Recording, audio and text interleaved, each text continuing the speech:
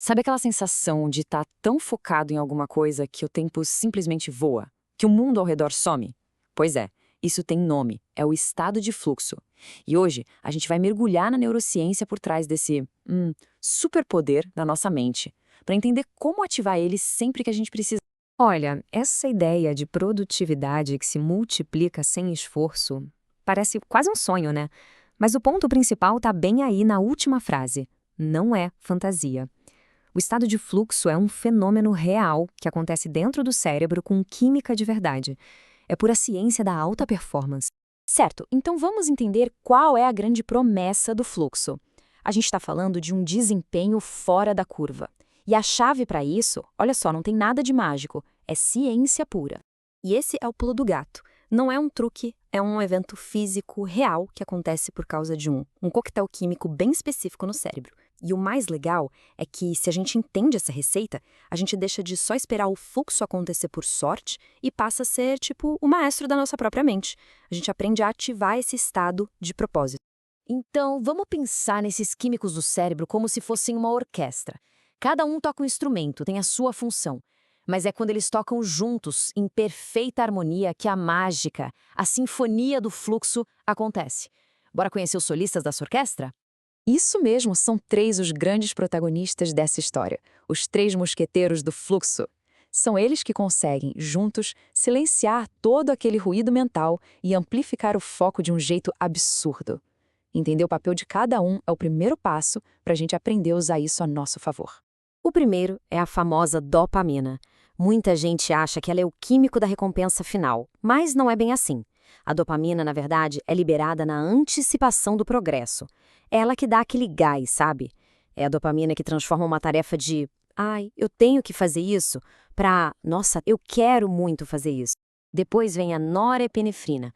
Pensa assim, se a dopamina é o motor que nos faz começar, a norepinefrina é o turbo. Ela entra em ação quando a tarefa tem aquele desafio na medida certa, sabe? Nem fácil demais, nem impossível.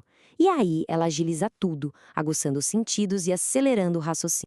E para fechar o trio, a Anandamida. O nome dela, curiosamente, vem de uma palavra em sânscrito que significa bem-aventurança, felicidade. E faz todo sentido. A Anandamida é a responsável por calar aquela vozinha chata na cabeça, o nosso crítico interno, é ela que acaba com a dúvida e nos permite mergulhar tão fundo na tarefa que a gente esquece de si mesmo e vira uma coisa só com o que está fazendo. Então, resumindo a ópera, a gente tem a dopamina dizendo "eu quero fazer isso", a norepinefrina garantindo "eu estou totalmente focado", e a anandamida trazendo aquela sensação de "nossa, eu estou completamente imerso nisso". Essa é a combinação, a trindade química que cria o estado de fluxo.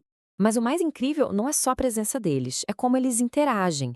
Eles não agem sozinhos, de forma isolada. Na verdade, eles criam um ciclo, um loop de feedback positivo que basicamente treina o cérebro a querer entrar nesse estado de novo e de novo. Vamos ver como essa roda gira. Tudo começa quando a gente encara uma tarefa que nos desafia. Isso já libera dopamina e norepinefrina, e a gente entra num foco profundo. Com esse foco, a gente começa a ver progresso, um feedback imediato. E aí, bum, a anandamida entra em cena, consolidando toda a experiência como algo super recompensador. O cérebro adora isso e vai querer mais. Ok, a pergunta que não quer calar é: como é que a gente faz para acionar essa cascata química de propósito? A notícia boa é que existem gatilhos, ou como a gente pode chamar, chaves mestras, que abrem a porta para esse estado de fluxo. E aqui está uma mudança de chave importante na nossa cabeça. Não dá para forçar o fluxo. Não é como empurrar uma pedra morro acima. O que dá para fazer é ligar os interruptores certos. A gente pode preparar o terreno, sabe? Criar as condições ideais no ambiente e na mente para que o fluxo apareça naturalmente. A primeira chave mestra, clareza. O cérebro simplesmente odeia coisas vagas, ambíguas. Uma meta do tipo, vou trabalhar no projeto. Isso não diz nada para ele, não libera dopamina. Agora, olha a diferença. Vou escrever os 3 primeiros parágrafos do relatório usando as estatísticas de 2024. Pronto. Agora o cérebro tem um alvo claro e o sistema de recompensa é ativado na hora. A segunda chave é encontrar o equilíbrio perfeito. Pensa numa linha tênue. De um lado tem o tédio, que acontece quando a tarefa é fácil demais. Do outro, a ansiedade, que vem quando é difícil demais. O fluxo mora exatamente no meio, nessa fronteira. A tarefa tem que ser desafiadora o bastante para prender a atenção, mas não tanto a ponto de dar vontade de desistir. E o mais impressionante é que a ciência chegou num número bem específico para esse equilíbrio. O ponto ideal, o sweet spot do fluxo, é quando uma tarefa está mais ou menos 4% acima do nível de habilidade atual. É esse pouquinho a mais que estica a mente e faz o fluxo acontecer. E a terceira e última chave, essa talvez seja a mais óbvia, mas também a mais difícil de conseguir hoje em dia.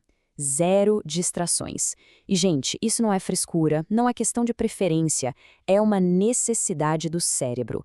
Cada notificação, cada interrupção é como jogar uma pedra num lago de águas calmas. Acaba com a concentração na hora.